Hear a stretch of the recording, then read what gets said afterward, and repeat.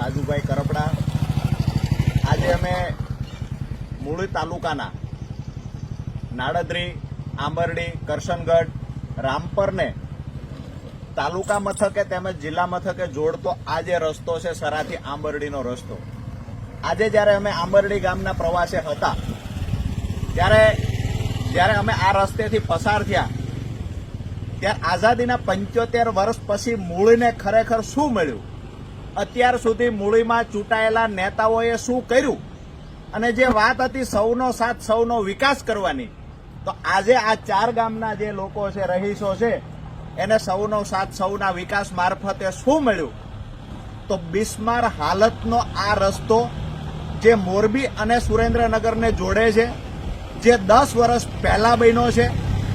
આજે અહીંયા રહીશો કંટાળ્યા છે, વાહન ચાલકો કંટાળ્યા છે, સ્થાનિક પ્રશાસનને જ્યારે રજૂઆત કરવામાં આવે છે ત્યારે યોગ્ય જવાબ નથી મળતો। આજે લોકો 10 વર્ષથી જ્યારે રોડ નથી બન્યો ત્યારે અહીંયા તાલુકા પંચાયત શાસક પક્ષની એટલે ભાજપની, જિલ્લા પંચાયત ભાજપની, રાજ્યમાં અને સેન્ટરમાં ભાજપનું શાસન, અહીંયાના સભ્યો ચૂંટાયેલા ભાજપના, તેમ છતાં આજે આ 4 ગામના લોકો સાથે સરાના રહીશો ખૂબ ગંભીર આ પ્રશ્નથી પીડાય છે। અમારી પ્રશાસનને વિનંતી છે કે આજે જે આ રોડની હાલત અમે બતાવવાનો પ્રયત્ન કર્યો છે, આવનાર સમયમાં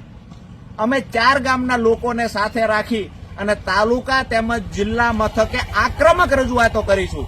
જ્યાં સુધી આ 4 ગામનો જે પ્રાથમિક પ્રશ્ન છે રસ્તાનો,